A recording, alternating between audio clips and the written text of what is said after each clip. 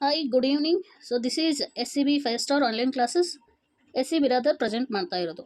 ಇವತ್ತಿನ ಕ್ಲಾಸಲ್ಲಿ ನಾವು ವಿಜ್ಞಾನದ ಪ್ರಮುಖ ಪ್ರಶ್ನೆಗಳನ್ನು ಬಿಡಿಸೋಣ. ಇದು 2023ನೇ ಇಸ್ವಿಯಲ್ಲಿ ಇರ್ತಕ್ಕಂತಹ ಪ್ರಶ್ನೆ ಪತ್ರಿಕೆ. ಹಾಗಾದರೆ ಪ್ರಶ್ನೆಗಳನ್ನು ನೋಡೋಣ ಹೇಗಿವೆ ಅಂತ ನೋಡ್ರಿ. 61ನೇ ಪ್ರಶ್ನೆ, ಹಾಲು ಯಾವ ರೂಪದ ದ್ರವ್ಯವಾಗಿದೆ? ಸೊ ಹಾಲು ಇದು ಯಾವ ರೂಪದ ದ್ರವ್ಯ? ದ್ರವ್ಯದಲ್ಲಿ 3 ಟೈಪ್ಸ್ ಇದಾವೆ ಮತ್ತು ಇನ್ನೊಂದು type plasma. So total 4 type ಅದಾವೆ: ಘನ, ದ್ರವ, ಅನಿಲ ಮತ್ತು ಪ್ಲಾಸ್ಮಾ. ಸೊ ಹಾಲು ನಿರಂತರ ಹರಿತಿರ್ತದೆ, ಹೌದಾ? ಮತ್ತು ಇದಕ್ಕೆ ಸರಿಯಾದ ಆಕಾರವಿಲ್ಲ ಮತ್ತು ಗಾತ್ರವನ್ನು ಹೊಂದಿದೆ. ಹೀಗಾಗಿ ಇದು ಯಾವ ಒಂದು ದ್ರವ್ಯ ಆಗಿದೆ ಅಂದರೆ ಇದು ದ್ರವ ರೂಪದ ಒಂದು ದ್ರವ್ಯ ಆಗಿದೆ. ಹೀಗಾಗಿ C is the right answer. Next ನೋಡ್ರಿ, 62ನೇ ಪ್ರಶ್ನೆ, ಚಲಿಸುವ ವಾಯು ಉಂಟು ಮಾಡುವ ಶಕ್ತಿಗೆ ನಾವು ಏನಂತ ಕರಿತೀವಿ? ಏನಂತ ಕರಿತೀವಿ? ವಾಯು ಶಕ್ತಿ ಅಂತ ಕರಿತೇವಾ, ಚಲನ ಶಕ್ತಿ ಅಂತೇವ, ಪ್ರಚನ ಶಕ್ತಿ ಅಂತೇವ, ಅಥವಾ ಸೌರಶಕ್ತಿ ಅಂತೇವ? ಸೊ ಸರಿಯಾದ ಉತ್ತರ ವಾಯು ಶಕ್ತಿ ಅಂತ ಕರಿತೀವಿ. ಚಲಿಸುವ ವಾಯು ಉಂಟು ಮಾಡುವ ಶಕ್ತಿಗೆ ನಾವು ವಾಯು ಶಕ್ತಿ ಅಥವಾ ಪವನ ಶಕ್ತಿ ಅಂತಲೂ ಕರಿತೀವಿ. ನೆಕ್ಸ್ಟ್ ಪ್ರಶ್ನೆ, 63ನೇ ಪ್ರಶ್ನೆ, ಇಂಗಾಲದ ಡೈಆಕ್ಸೈಡ್ ಅಂದರೆ ಕಾರ್ಬನ್ ಡೈಆಕ್ಸೈಡ್, CO2 ಅಂತೇನು, ಇದು ಮೂಲ ವಸ್ತುನ ಅಥವಾ ಮಿಶ್ರಣನ ಅಥವಾ ಪ್ಲಾಸ್ಮಾನ ಅಥವಾ ಸಂಯುಕ್ತ ವಸ್ತುನ? ಸೊ ಇದು ಸಂಯುಕ್ತ ವಸ್ತು, ಯಾಕಂದರೆ ಕಾರ್ಬನ್ ಮತ್ತು ಆಕ್ಸಿಜನ್ ಇಂದ ಕೂಡಿರುವಂತಹ ಒಂದು ಸಂಯುಕ್ತ ವಸ್ತು. ಹೀಗಾಗಿ D is the right answer. Next ಪ್ರಶ್ನೆ, 64ನೇ ಪ್ರಶ್ನೆ ನೋಡ್ರಿ, ಅಡುಗೆ ಉಪ್ಪಿನ ರಾಸಾಯನಿಕ ಹೆಸರೇನು ಅಂತ ಕೇಳ್ತಾ ಇದ್ದಾರೆ. ಸೊ ಯಾವುದಾಗುತ್ತೆ? ಸರಿಯಾದ ಉತ್ತರ sodium chloride. Sodium chloride, NaCl ಅಂತೇನು, Na for sodium, chloride for Cl, NaCl sodium chloride ಅಡಿಗೆ ಉಪ್ಪಿಗೆ ರಾಸಾಯನಿಕ ಹೆಸರು, ಕೆಮಿಕಲ್ ನೇಮ್. ನೆಕ್ಸ್ಟ್ ಪ್ರಶ್ನೆ ನೋಡ್ರಿ, 65ನೇ ಪ್ರಶ್ನೆ, ಸೌರವ್ಯೂಹದಲ್ಲಿರುವ ಗ್ರಹಗಳ ಸಂಖ್ಯೆ ಎಷ್ಟು? ಎಷ್ಟಂದರೆ ನಿಮ್ಗೆ ಗೊತ್ತಿರುತ್ತೆ ಆನ್ಸರು. ಸೊ ಹೇಳ್ತಾ ಇರೋದು ಕರೆಕ್ಟು, 8 ಗ್ರಹಗಳು ಇದಾವು: ಬುಧ, ಶುಕ್ರ, ಭೂಮಿ, ಮಂಗಳ, ಗುರು, ಶನಿ ಮತ್ತು ಯುರೇನಸ್ ಮತ್ತು ನೆಪ್ಚೂನ್. ಇವು 8 ಗ್ರಹಗಳು ಅದಾವು. ಇನ್ನು 66ನೇ ಪ್ರಶ್ನೆ ನೋಡ್ರಿ, ತಂಬಾಕಿನಲ್ಲಿರುವ ವಿಷ ಪದಾರ್ಥ ಯಾವುದು ಅಂತ ಕೇಳ್ತಾ ಇದ್ದಾರೆ. ಆಲ್ಕೋಹಾಲ? ನೋ. ಪಾದರಸನ? ನೋ. ಕೆಫೀನ್? ಅಲ್ಲ. ಸೊ ತಂಬಾಕಿನಲ್ಲಿರುವಂತಹ ವಿಷ ಪದಾರ್ಥಕ್ಕೆ ನಾವು ಏನಂತ ಕರಿತೀವಿ ಅಂದರೆ ನಿಕೋಟಿನ್ ಅಂತ ಕರಿತೀವಿ. ನಿಕೋಟಿನ್ ಅತ್ಯಂತ ವಿಷ ಪದಾರ್ಥ ಆಗೈತಿ. ನೆಕ್ಸ್ಟ್ ನೋಡ್ರಿ, 67ನೇ ಪ್ರಶ್ನೆ, ವಿಟಮಿನ್ B ಕೊರತೆಯಿಂದ ಬರುವ ರೋಗಕ್ಕೆ ನಾವು ಏನಂತ ಕರಿತೀವಿ? ರಾತ್ರಿ ಕುರುಡನ? ಇಲ್ಲ, ರಾತ್ರಿ ಕುರುಡು ವಿಟಮಿನ್ A ಇಂದ ಬರುವಂಥದ್ದು. ಸ್ಕರ್ವಿನ? ಸೊ ಇಲ್ಲ, ಸ್ಕರ್ವಿ ವಿಟಮಿನ್ C ಇಂದ ಬರುವಂಥದ್ದು. ಸೊ ವಿಟಮಿನ್ B ಇಂದ ಬರುವಂಥದ್ದು ಬೆರಿ ಬೆರಿ ಅಂತೇನು ಏನಂತೇವಿ? Berry berry. ಹಾಗಾದರೆ ರಿಕೆಟ್ಸು ವಿಟಮಿನ್ D ಇಂದನೇ ಬರೋದು. ನೆಕ್ಸ್ಟ್ ನೋಡ್ರಿ, 68ನೇ ಪ್ರಶ್ನೆ, ಸಾಮಾನ್ಯವಾಗಿ ವಾಯುವಿನಲ್ಲಿ ಕಾರ್ಬನ್ ಡೈಆಕ್ಸೈಡಿನ ಪ್ರಮಾಣ ಎಷ್ಟಿರುತ್ತೆ?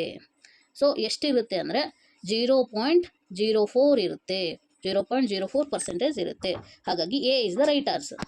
ನೆಕ್ಸ್ಟ್ ಪ್ರಶ್ನೆ, 69ನೇ ಪ್ರಶ್ನೆ, ಲೋಲಕದ ಚಲನೆಯು ಏನಾಗುತ್ತೆ? ಭ್ರಮಣ ಚಲನ ಅಂದರೆ ಈಗ ಭೂಮಿ ಹೆಂಗೆ ಸುತ್ತುತ್ತಲ್ಲ ಸೂರ್ಯನ ಸುತ್ತ, ಆ ಚಲನೆನ ಅಥವಾ ಆಂದೋಲನ ಚಲನೆನ? ಅಂದರೆ ಪೆಂಡುಲಮ್ ನೋಡಿರ್ಬೋದಾ? ಸೊ ಇಲ್ಲಿಂದ ಈ ಥರ ಸುತ್ತಿರ್ತದೆ, ಹಿಂಗೆ ಹಿಂದಕ್ಕೆ ಮತ್ತು ಮುಂದಕ್ಕೆ ಚಲಿಸ್ತಾ ಇರುತ್ತೆ, ಅದಕ್ಕೆ ನಾವು ಆಂದೋಲನ ಅಂತೇವೆ. ಇನ್ನು ವೃತ್ತೀಯ ಚಲನೆ ಅಂದ್ರೆ ಕೇಂದ್ರ ಬಿಂದುವಿನಿಂದ ಸಮಾನಾಂತರದಲ್ಲಿ ಚಲಿಸುವಂಥದ್ದು, ಹೌದಾ? ಇದಕ್ಕೆ ನಾವು ಆನ್ಸರ್ ಯಾವುದಪ್ಪ ಅಂದರೆ ಆಂದೋಲನ ಚಲನೆ ಆಗ್ತದೆ.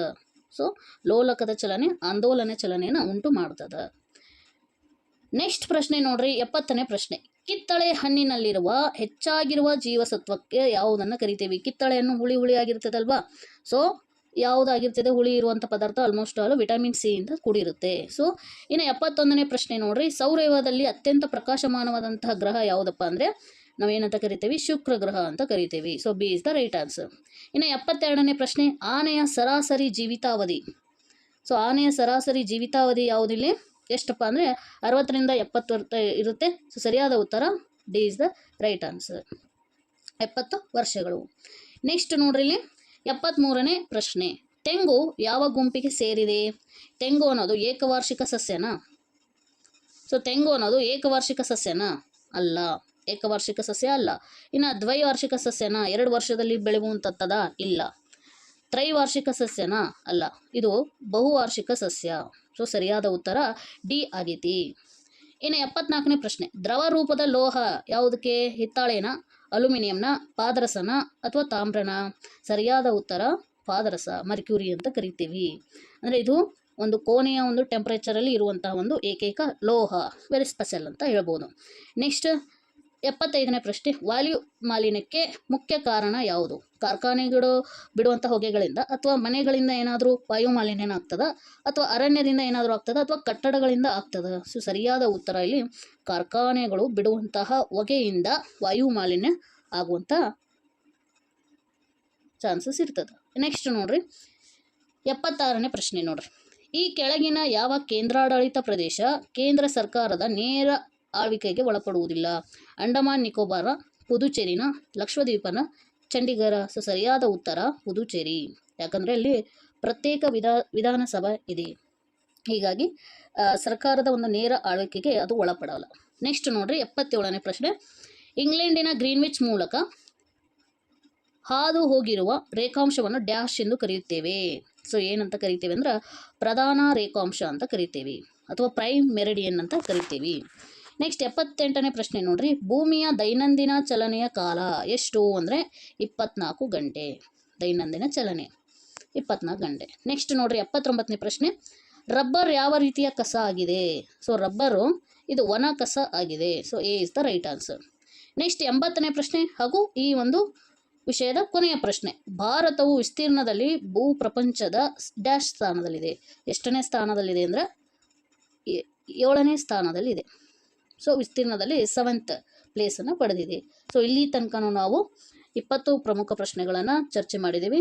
ನೆಕ್ಸ್ಟು ಮುಂದಿನ ಒಂದು ಕ್ಲಾಸಲ್ಲಿ ಸೋಷಿಯಲ್ ಸೈನ್ಸ್ ಸಂಬಂಧಪಟ್ಟಂತೆ ಪ್ರಮುಖ ಪ್ರಶ್ನೆಗಳನ್ನು ಏನು ಮಾಡೋಣ, ಡಿಸ್ಕಸ್ ಮಾಡೋಣ. ಸೊ ಕೀಪ್ ವಾಚಿಂಗ್ ಅಂತ ಹೇಳ್ತಾ, ಸೊ ಸಬ್ಸ್ಕ್ರೈಬ್ ಮಾಡಿರಿ ಇನ್ನೂ ಯಾರು ಮಾಡಿಲ್ಲ, ಮತ್ತು ನಿಮ್ಮ ಫ್ರೆಂಡ್ಸ್ಗೆ ಶೇರ್ ಮಾಡಿರಿ, ಹಾಗೆ ನಿಮ್ಮ ಲೈಕನ್ನು ನೀಡಿ ಅಂತ ಹೇಳ್ತಾ, ಇಲ್ಲಿ ತನಕ ವೀಕ್ಷಣೆ ಮಾಡಿದಂಥ ಎಲ್ಲರಿಗೂ ಕೂಡ ನನ್ನ ಸ್ಪೆಷಲ್ ಥ್ಯಾಂಕ್ಸನ್ನು ಹೇಳ್ತಾ ಇವತ್ತಿನ ಕ್ಲಾಸು ಎಂಡ್ ಮಾಡೋಣ.